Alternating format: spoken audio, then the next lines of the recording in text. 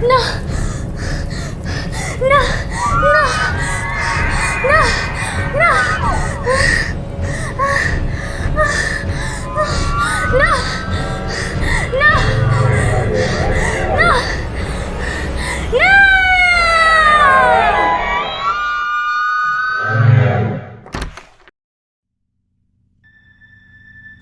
গল্পের বেলতলায় আপনাদের স্বাগত। আজ আপনারা শুনবেন বিভূতিভূষণ বন্দ্যোপাধ্যায়ের লেখা অবলম্বনে খোলা দরজার ইতিহাস। আজ গল্প পাঠে সৌমলীন মণ্ডল এবং গল্পের সূত্রধর আমি সৌমাল্য।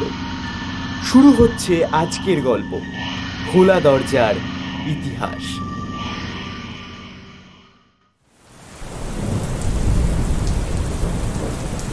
সত্যি প্রমাণ করা যাচ্ছে না বলে যে সেটা সত্যি নয়, সেটা আপনাকে কে বললে?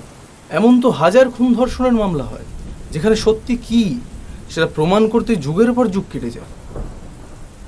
আরও কিছু বলতে যাচ্ছিলেন সন্তোষ দত্ত, আমাদের মধ্যে একজন বড় গাল্পিক। বাইরে শ্রাবণ সন্ধ্যার ঘনায়মান মেঘজাল, মাঝে মাঝে জোনাকি পোকা জ্বলছে। মুখুজ্জেবাড়ির বৈঠকখানায় আমাদের নৈশ আড্ডা বসেছে। না, ওসব কিছু না, শুধু চা, আর আছে গরম মুড়ি, কচি শশা, নারকেল কুচি। সন্তোষদা আজ কলকাতা থেকে দুদিন এসেছেন, পরলোক তত্ত্বের আলোচনা করেন। এ সম্বন্ধে প্রবন্ধও লিখেছেন, নামও আছে। সন্তোষদা এ গ্রামের জামাই, মাঝে মাঝে আসেন কারণ শ্বশুরবাড়ির সম্পত্তির তিনিই উত্তরাধিকারী। আমাদের গ্রামের নতুন কলেজের নতুন মাস্টার মশাইরা একটা মেস করেছেন। 5-6টি উচ্চশিক্ষিত যুব মাস্টার মেস থেকে মুখুজ্জেবাড়িতে রোজ সন্ধ্যায় আড্ডা দিতে আসেন। আমিও এই দলের একজন বটে, তবে আমি মেসে থাকি না, এই গ্রামেই আমার পৈতৃক ভিটা। রামবাবু দর্শন ও ন্যায়ের অধ্যাপক। তিনি বললেন, আপনি প্রমাণ করতে পারবেন পরলোক আছে? না, তবে প্রমাণের ব্যাপার এ নয়, তবে আমি আপনাকে অনেক ঘটনা বলতে পারি। বলুন, কি ঘটনা? তার চেয়ে আপনি বিশ্বাস করেন? করি। কি করে জানলেন পরলোকের ব্যাপারে? কথায় আছে না, knock and it will be opened into you. ওসব বড় অস্পষ্ট কথা। এর চেয়ে বড় সত্যি কথা খুব কম মহাপুরুষের মুখ দিয়েই বেরিয়েছে। প্রমাণ করা অত সহজ নয়, তবে এক-আধটা ঘটনা বলি শুনুন। তার চেয়েও ভালো হয় যদি রেখাকে নিয়ে একদিন আপনাদের সামনে প্রেত নামিয়ে দেখিয়ে দেওয়া যেত। কে এই রেখা? রেখা চক্রবর্তী একজন বড় মিডিয়াম আমাদের সাইকিক সোসাইটির। তার এই শক্তির জন্য সোসাইটি তার মার দু ভাইকে পুষছে। বয়স কত? 17-18 হবে। আশ্চর্য শক্তি ওর। অনেক অবিশ্বাসী নাস্তিক লোক রেখাকে দেখবার পর আমাদের সোসাইটির মেম্বার হয়েছে, কিন্তু এবার আমরা ওকে ছেড়ে দিচ্ছি। খোলা দরজা পেয়ে পরলোক থেকে বড় অবাঞ্ছিত খারাপ লোক এসে ঢুকে পড়ে। কোথায় ঢুকে পড়ে? মিডিয়ামের দেহে। রেখার শরীরটা তো হলো খোলের মধ্যে ঢুকে পড়ে পরলোকবাসী বহু দুষ্ট আত্মা। ওর দেহটাকে নিয়ে তারা সবাই ছিনিমিনি খেলতে শুরু করেছে। অদ্ভুত ফেয়ারি টেল। মশাই শিক্ষিত পণ্ডিত লোক, প্রত্যক্ষ তো একটা প্রমাণ। আপনাদের ন্যায়শাস্ত্রে কি বলে? হ্যাঁ, আপ্ত অনুমান হচ্ছে প্রত্যক্ষ, বড় প্রমাণ বই কি। চলুন আমার সঙ্গে। 67 নম্বর নন্দনবাগান স্ট্রিট। রেখা ওর তার মা ভাইরা ছোট্ট একটা ঘরে ওই ঠিকানায় থাকে। গরিব বড্ড, কিন্তু সাইকিক সোসাইটি খেতে পড়তে দিচ্ছে বলে একটি মেয়ে তার সব কিছু তো বিসর্জন দিতে পারে না।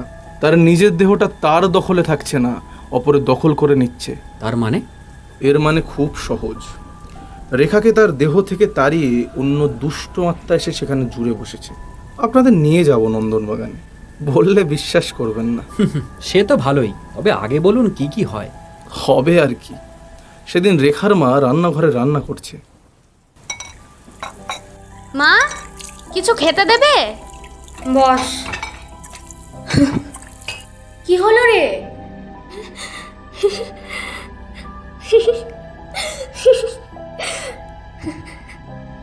ও দিদি, তোমরা আমার ছাদ্যটা পর্যন্ত করলে না গো। আমার জন্য গয়ায় গিয়ে পিণ্ডদান করো, বুঝলে? তোমাদের ভালো হবে গো। এই, কে তুমি? আমি তোমাদের পারুল গো, হেমনগরের পারুল। তুই তো অনেক দিন মরে গিয়েছিস পারুল। গিয়েছি তাই কি, রোজ তোমাদের বাড়ি আসি, হেমনগরে যাই, সোদপুরে বদ্দি শ্বশুর বাড়ি যাই। মনের গতিতে যাতায়াত আমাদের, কোনো কষ্ট নেই। কিন্তু উপরে উঠতে পারি না, পৃথিবী যেন টেনে রেখেছে। পিণ্ডদান করলে পৃথিবীর বন্ধন কাটিয়ে আমি চলে যাব। আমি আসি দিদি। একটা হিন্দুস্তানি মেয়ে রেখার দেহে ঢুকবে বলে ঘুরঘুর করছিল, আমি তাকে তাড়িয়ে দিয়েছি। কে এসে? বস্তিতে আসতো, চরিত্র একদম ভালো ছিল না, আত্মহত্যা করেছিল কিসের জন্য, এখন কষ্ট পাচ্ছে। দাঁড়ান মশাই, একটা মস্ত বড় ফাঁক রয়ে গেল যে। চরিত্র ভালো ছিল না, এ কেমন কথা? কোন স্ট্যান্ডার্ডে পরলোকের চরিত্র সুনির্ধারিত হয় শুনি? নিজের মনই পরলোকে নিজের বিচারক হয়, কেউ বাইরে থেকে কিছু করে না।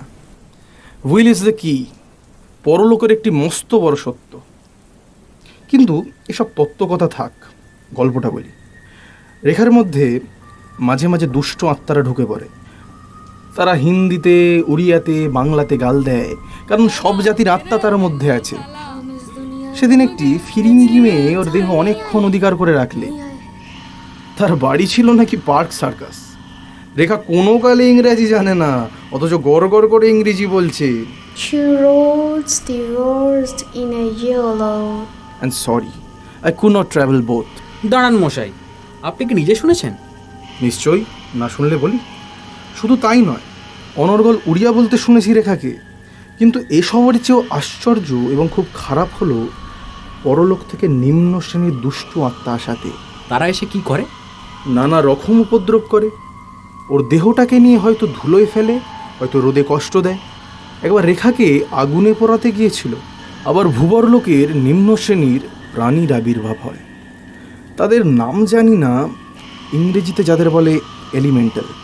এরা ভয়ানক, হিংস্র এবং মানুষের ক্ষতি করার জন্য সব সময় উন্মুখ। তবে এরা কিছু করতে পারে না।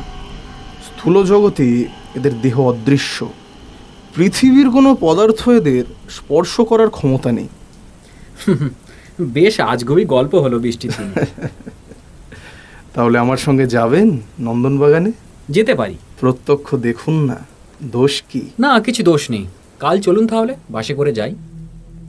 পূর্বোক্ত আড্ডার দিনের ঠিক 9 দিন পরে জন্মাষ্টমীর ছুটির সন্ধ্যাবেলায় রামবাবুকে নিয়ে আমরা কজন নন্দবাগান স্ট্রিটে রেখাদের বাড়ি গেলাম। রেখাদের বাড়ি এদিন যা ঘটে গেল, প্রেততত্ত্ব চর্চার ইতিহাসে এরকম ঘটনা আর কোথাও ঘটেছে বলে আমার জানা নেই। একটা পাশের দরজা দিয়ে রেখাদের বাড়ি ঢুকেই সামনে একটা রোয়াক। রোয়াকের সামনে দুখানা দক্ষিণমুখী বড় ঘর, পেছনে একটা ছোট ঘর। ছোট ঘরের পেছনে ছোট্ট একটা বারান্দা। আগে এখানে বোধহয় রান্না হতো, উনুন পাতা আছে। বর্তমানে এখানে কয়েকটি ফুলের টব ও রেখার ছোট ভাইয়ের একখানা ট্রাইসাইকেল থাকে। আর ওই ছোট্ট ঘরের অবস্থান ও পেছনের বারান্দাটার কথা মনে রাখতে হবে ঘটনার পরবর্তী অধ্যায়ে। সংক্ষেপে বলাই ভালো, ফেনিয়ে লাভ নেই। রেখা আমাদের চা এনে দিল। বুঝলে, আজ আমাদের বন্ধু রামলাল চক্রবর্তী এখানে এসেছেন, ওকে একটু দেখাতে হবে। রেখা মেয়েটি শ্যামবর্ণ, এক হাড়া, বেশ সুশ্রী। গলার সুর বীণার ঝংকারের মতো মিষ্টি। বড় বড় চোখ, চোখের দৃষ্টি অতি নিরীহ, যেন বোবার মতো। ওর সুশ্রীতার অনেকটা ব্যাঘাত করেছে এই নির্বোধের মতো চোখের দৃষ্টির দরুন। সন্ধ্যার পর রেখার মা আমাদের নিয়ে গেলেন সেই ছোট্ট ঘরটাতে। ধুনো দেওয়া হলো ঘরে, ফুল দিয়ে সাজানো হলো। আমরা সবাই গিয়ে একটা টেবিলের চারপাশে বসলাম। ঘর অন্ধকার করা হলো। রেখার মা গ্রামাফোনে একটা সানাই বাজনার রেকর্ড চালিয়ে দিলেন।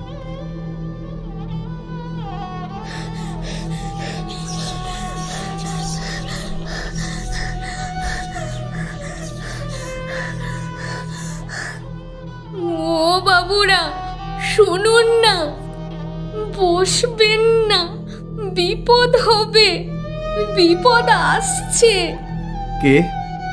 ও বাবুরা, আজকে ওকে বসতে দেবেন না। কেন? আপনি কে? আমি রেখার পিসি নিরোধবালা। আজ ওর শরীরটা তো ভালো নেই। অনেকগুলো বাজে লোক অপেক্ষা করছে ওর দেহের মধ্যে প্রবেশ করবার জন্য। এখনো আছে নাকি? আর কোনো শব্দ শোনা গেল না। খানিকটা সময় কেটে গেল। অন্ধকারে যেন ঘরের বাতাস ভারী হয়ে উঠেছে। রেখা চক্রবর্তীর কোনো সারা শব্দ নেই, মাঝে মাঝে ওর নাক ডাকার শব্দ ছাড়া। কিছুক্ষণ পরে নিদ্রিতা রেখার মুখ দিয়ে আবার কে একজন মালতী, এ মালতী। কে আপনি? মালতী আজ এখানে আসেনি।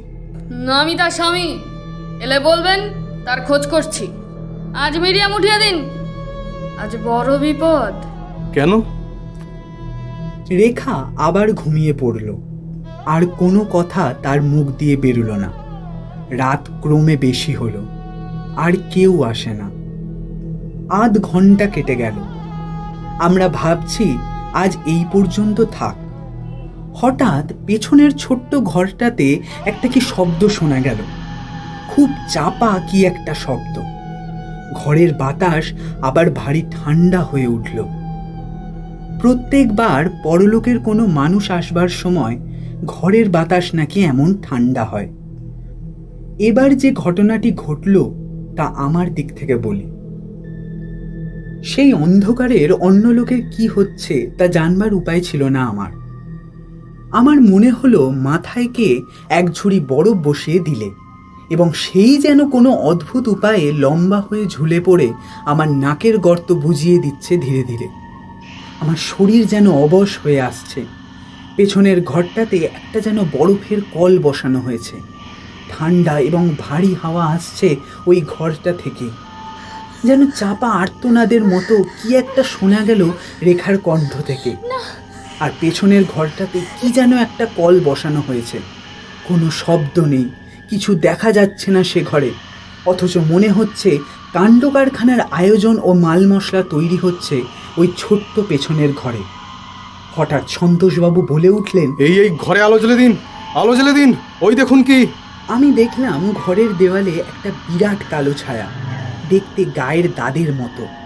ঠিক যেন মানুষের গায়ের দাদ অথবা বাঁশ গাছের গায়ে বর্ষাকালে কেমন কানচটা নাক ছত্রাক গজায়, অনেকেই দেখবেন ওই কানচটার মতো। তবে সেটা রবারের ফুঁ দেওয়া বেলুনের মতো ক্রমবর্ধমান ভীষণ ঠান্ডা হাওয়া, হিম যেন বড়। আমার চৈতন্য লুপ্ত হয়ে আসছে। আমি ঠিক জানি না কি হচ্ছে কোথায়। কোথায় যেন নিস্তব্ধ ঘন অরণ্যের মধ্যে মহা এক জন্তু বা দানব লোকালয়কে ধ্বংস করবার সাধনায় মগ্ন। সেটা বোবা দানব, মুখে ভাষা নেই, তার মুখ বোধ হয় নেই। দৃষ্টি হয়তো আছে নগ্ন হিংস্রতার, কিন্তু চোখ নেই। সে জিনিসটা কোনো মানুষ বা ছবিতে আঁকা দানব ভূতপ্রেতের মতো আদৌ নয়, মোটেই নয়। সেটা একটা ক্রমবর্ধমান ব্যাঙের ছাতার মতো, কিংবা গায়ের দাঁতের মতো বাড়ছে, বাড়ছে, ক্রমশ বাড়ছে, চওড়া হচ্ছে, ডাইনে বাঁয়ে সব দিকে বেড়ে সব যেন গ্রাস করে ফেলে দেবে।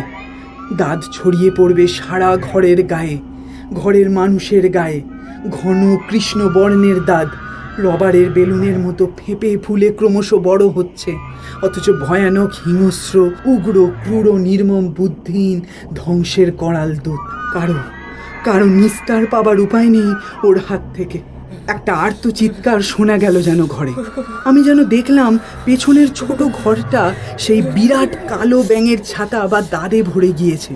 ঘরের দেওয়াল ও দাঁতটা ভেদ করে ওই জিনিসটা চারিদিকে ছড়িয়ে পড়বে। কালো ভীষণ ঠান্ডা কানচটা দাঁত। আমি স্পষ্ট অনুভব করলাম মাথা থেকে নরম সেই মোমের মতো জিনিসটা বেড়ে নেমে ঝুলে পড়ে আমার চোখ ও নাক বুজিয়ে দিচ্ছে। আমি কথা বলতে পারছি নে, নিঃশ্বাসও নিতে পারছি নে। কোথায় যেন ঢং ঢং করে 10টা বেজে চলেছে। আমি শুনে চলেছি 1, 2, 3, 4, 5। তারপর আমার জ্ঞান ছিল না। যখন জ্ঞান হলো তখনও রাত্রি, কিন্তু ঘর অন্ধকার নয়। শেষ রাতের চাঁদের আলো জানালা দিয়ে এসে পড়েছে ঘরে। যে যার চেয়ারে অসাড় হয়ে হেলে পড়ে আছে। রেখা চক্রবর্তী অজ্ঞান হয়ে হাত পা এলিয়ে চেয়ারে কাত হয়ে পড়ে আছে। কেবল সন্তোষ দত্ত নেই সেই ঘরের ভিতর। আমি খানিকটা বোঝবার চেষ্টা করলাম কি ঘটেছিল। সে ভীষণ দাঁত কোথায়? রেখা চক্রবর্তী মিডিয়ামের বাড়িতে সার্কেল বসেছিল আজ সন্ধ্যার সময়। ঘরে তখন ঘুটঘুটে অন্ধকার ছিল। এখন চাঁদের আলোয় খানিকটা অন্ধকার দূর হয়েছে। ঘর দেখে মনে হলো এখানে যেন একটি নিষ্ঠুর হত্যাকাণ্ড হয়ে গিয়েছে। মোটরের শব্দ উঠল বাইরে।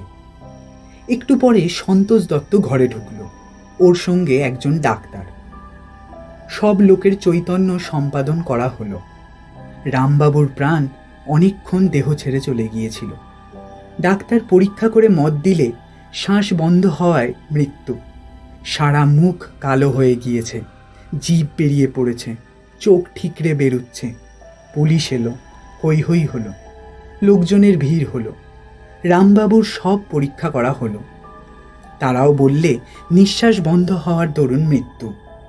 ফুসফুসে একটা নতুন গ্যাসের অস্তিত্ব। সব ব্যবচ্ছেদাগারে পাওয়া গেল আর্জন জাতীয় সহজ দাহ্য গ্যাস। সন্তোষ দত্তকে অনেক দিন পরে জিজ্ঞাসা করেছিলুম সে রাত্রে কাণ্ড কারখানার মূল সূত্রটি। সে রাত্রে একজনও বাঁচতাম না আমরা। পূর্বেকার আত্মা আমাদের সতর্ক করে দিয়েছিল, আমাদের সেটা শোনা উচিত ছিল। কি হয়েছিল জানেন? কোনো দুষ্ট আত্মা আসেনি। রেখার পিসি অন্তত তাই বলে গিয়েছিল। কিন্তু আসলে ব্যাপারটা তা নয়। এসেছিল ভূবর লোকের হিংস্র জীববিশেষ, যাদের ইংরেজিতে বলে এলিমেন্টাল।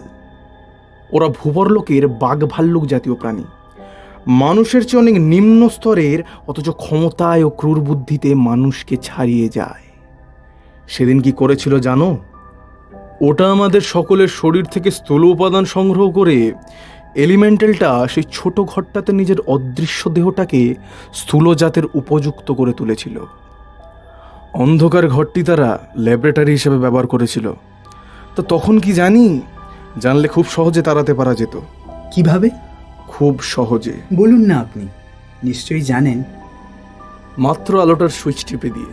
বিভীষিকাময়ী অন্ধকার রাত্রি ও রহস্যময় পরজগতের সমস্ত ভয় ও কুহেলি কেটে গিয়ে আমরা সেই মুহূর্তেই নিরাপদ হতাম, যদি আলোয় ভরিয়ে খুলে দিতে পারতাম ঘর।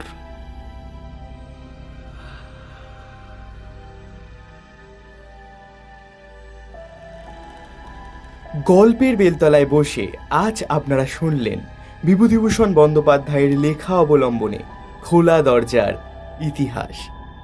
আজ বিভিন্ন চরিত্রে যারা ছিলেন রুদ্রময় রায়, সৌমলীন মণ্ডল, কুণাল বর্মন এবং Prapti Banerjee. Story scripting Dibyendu Chatterjee, sound design and poster design Kunal and Soumalya. গল্পটি শোনার জন্য ধন্যবাদ। আগামী দিনে আরও তাড়াতাড়ি গল্প আসছে। ততক্ষণ শুনতে থাকুন গল্পের বেলতলা, যেখানে কেবল শ্রোতারাই আসে।